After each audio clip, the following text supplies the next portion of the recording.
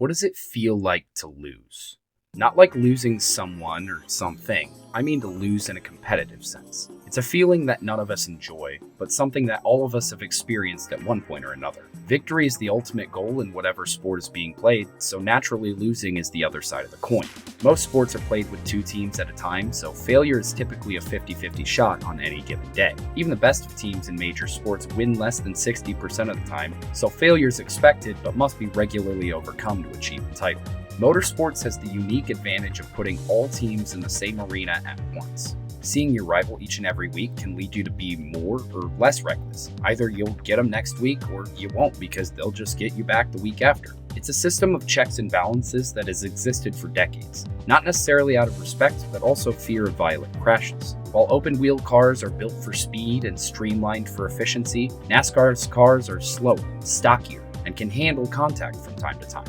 Because these cars could handle more physical racing, drivers would push their cars and themselves to the limit. As time went on and speeds crept higher, NASCAR began to venture further and further from its dirt track roots. The cars started having more violent, fantastical crashes that would, more often than not, cause their drivers serious injury. After Bobby Allison's close call with the crowd at Talladega in 1987, NASCAR would start its long campaign of safety that is still working to improve the sport today. Their first act as a sanctioning body was to introduce the restrictor plate, a thin metal plate that restricts airflow to the engine, thus limiting the top speed of the cars. This was met with criticism across the garage, as it would effectively bunch up all the cars on track into the packs we now see today at plate tracks, pitting the best drivers no more than a handful of seconds ahead of the worst at all times. Drafting tracks already had a reputation for being a place where new faces could make a name for themselves. This simply leveled the playing field for guys who had never even sniffed a win before. Matter of fact, at the top level of NASCAR, these drivers had known nothing but losing. A feeling they'd grown so accustomed to that quote-unquote good finishes were the peak of the mountain for these guys. Suddenly, drivers like Sterling Marlin, Derek Cope, and Bobby Hamilton found themselves in victory lane against legends of the sport like Dale Earnhardt and Jeff Gordon. While disparity remained reasonable and the best drivers almost always rose to the top, anyone paying attention could tell you the field was only going to get closer. For the first time ever, the dominating forces of the sport would start to feel the burn of losing. But why do they have to lose more? If there's only one winner, there's definitely plenty of losing to go around. Shouldn't the most deserving driver win anyway? To which I concede, yes, the most deserving driver should win. Anyone who's a fan of motorsports knows, though, this is more of a jinx than a general statement. The best way I can describe the power imbalance of NASCAR would be how college basketball has typically operated. While chaos can and will happen, the best teams will be standing at the end regardless. However, after the advent of pack racing, you get the feeling a lot of casual fans began craving closer action, seeing as they got 4 thrilling, unmatched, rush-hour traffic-style races every year. Over time, these demands grew louder until NASCAR would do the unthinkable in 2004 and change its point system. You see, in 2003, Matt Kenseth won his first and only Cup championship with only one race win on the season. Okay, impressive. Dude was just mad consistent all year. What gives? Well, NASCAR had held the same point system for over 30 years at this point, running all season long till the last scheduled race. Whoever earned the most points at year's end was crowned champion. Seems fair enough. Fair as it may be, the people crave entertainment. And while Matt Kenseth is genuinely one of the nicest Cup drivers ever, his personality was relatively bland compared to other stars in the garage. So, seemingly in an attempt to modernize, NASCAR would announce a 10-race playoffs, where the top 10 drivers at the end of the regular season would reset their points and go on a 10-race sprint to the championship. Though controversial, this idea would prove to be a highlight machine. To this day even, ramping up late season intensity amongst the best the sport has to offer. Exciting? Yes. Perfect? God no. This system would open a can of worms, causing problems for teams and NASCAR, but also shaped the course for the sport's future. With the competition being higher than ever, it seems almost necessary to set up something like this to determine a champion. And while the postseason champion wouldn't always have been the same as their full season counterparts, whoever lifted the cup at year's end always deserved to be there. It made losing a lot harder because some knew it could have been them, but justification came by assuring they'd be given a fair shot next year. Assuming they could make it to the chase, it was anyone's game. That is until 2006.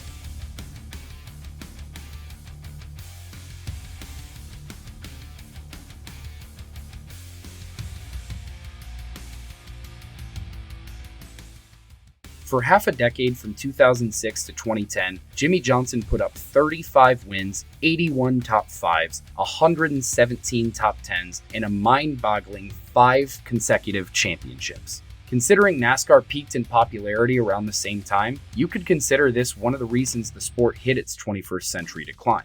Everyone was just losing too much and people were tuning out. Obviously, this isn't the sole or even biggest factor, but prolonged dominance can make even the most diehard of fans lose interest. Come 2007, I had started watching the sport myself, and to give you an idea of how my NASCAR fandom started, here's the finish to the first race I ever watched. It's going to be a drag race right to the end. Here goes Burton on the high side. Bush makes the block out of turn 4. Burton squeezes high. They are door to door. An exciting, down-to-the-wire finish that would only end in pain and a crashed race car for a young Kyle Busch. Safe to say, as a fan, though, I was hooked, even if I had just witnessed a heartbreaking finish for my new favorite driver. While the next few years would see free agency moves that shook up the industry, the 48 car continued its stretch of dominance, much to the chagrin of the NASCAR faithful. Jimmie Johnson curb-stomping the competition forced NASCAR to reevaluate their point system yet again, which would happen in 2011 and again in 2014 after Johnson would capture his 6th title the year prior. This would introduce the 16-team knockout-style playoff model that we see today. If the original chase for the Cup was a highlight machine, the modern-day playoffs is equivalent to Nitro Circus. Circus? Isn't the whole point of this channel to legitimize NASCAR and not mock it like so many outsiders do? No. My goal with this channel is to introduce the sport I love to every and anybody who will listen. That does not mean I am a staunch defender of stupid rules. For example, here's how the playoffs today work. If you win one of the first 26 races, you automatically qualify for the playoffs and earn 5 playoff points, aka win and you're in. 16 drivers make the show, so if less than 16 win in the regular season, the rest of the playoffs are filled in by the point standings. If more than 16 win in the same time, then the winners lowest in points are eliminated. Okay, fair enough. You want to place an emphasis on winning, especially in the playoffs. There are 3 rounds of 3 races, where the lowest 4 drivers in points after each cut race are eliminated. Naturally, reseeding takes place to reward drivers who earned more playoff points throughout the season. After 9 races, there are only 4 drivers remaining who race in a winner-take-all championship finale. Okay, let's back up real quick. Let's say you go on a historic God-tier run and win all of the regular season and every race leading up to the championship. 35 total races in 1 year. In almost every other major motorsport, you would have mathematically locked up the championship at least a month ago, as season-long formats are much more common. In NASCAR, 4 drivers make the championship no matter what, so theoretically, you could be taken out in an accident during the season finale, and you can kiss your championship goodbye. Obviously, the chances of this happening are astronomical, but it does poke serious holes in the most important part of the season.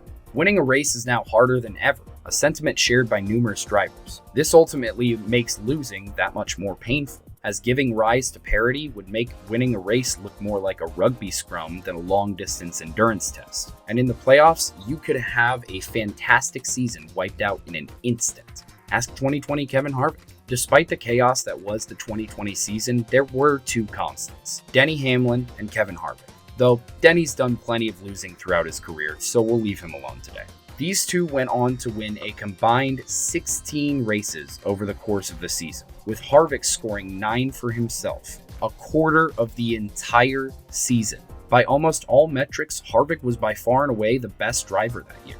However, he would not have the best performance in the round of 8, but coming into the cutoff race at Martinsville, he was still 42 points to the good. It would have to take a bad race for Harvick, good race for his competitors below him, and someone below the cut line would probably have to win for him to be eliminated. Roll the clip. Chase Elliott through 3 and 4. He is going to win his way into the championship board. Elliott wins in Martinsville.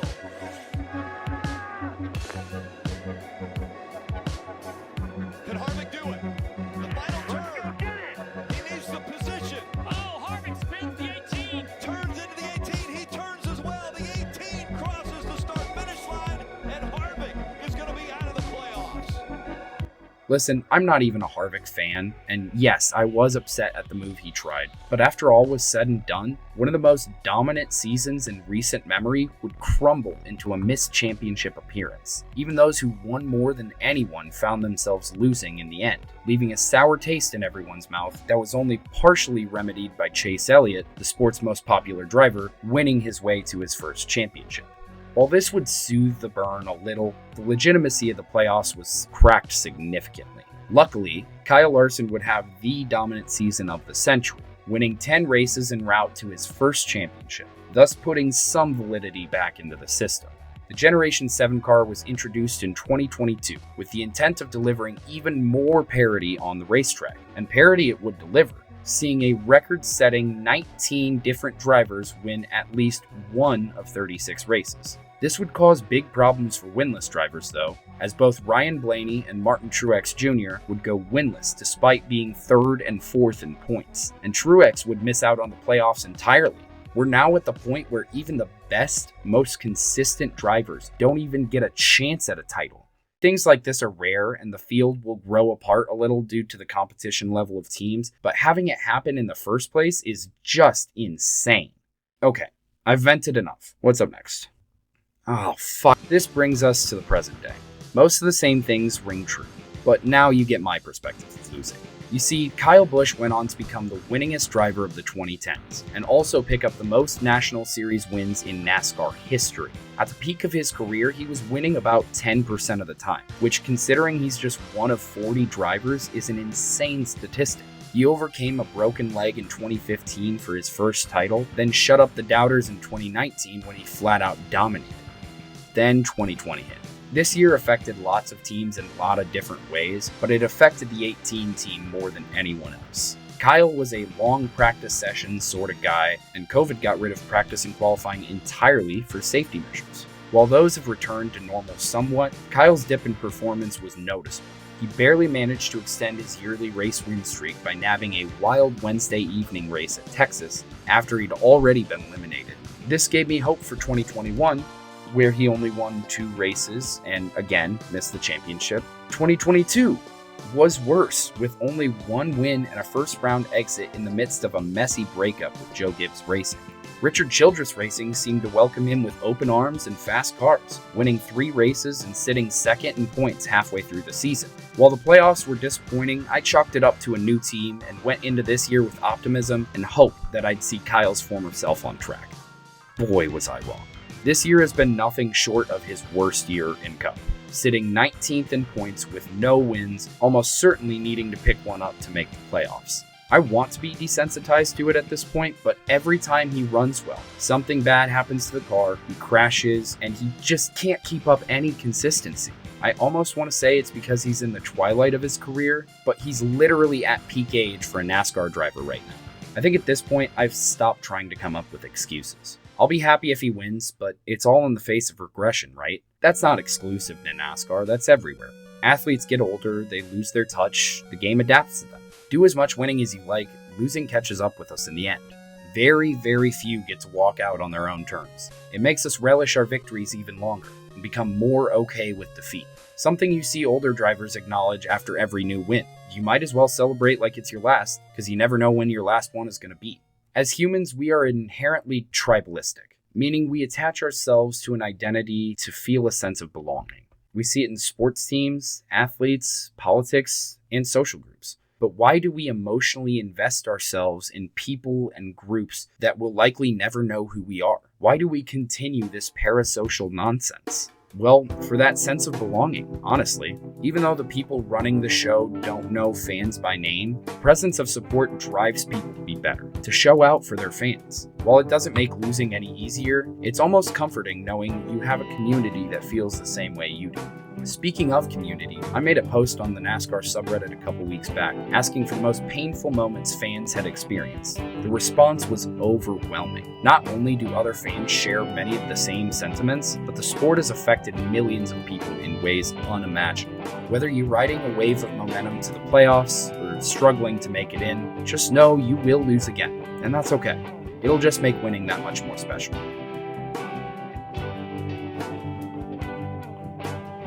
Thank you so much for watching, guys. I can't overstate how much I appreciate your support. Leave a like down below if you enjoyed. And until next time, pull those belts tight, race hail, praise Dale, and happy racing.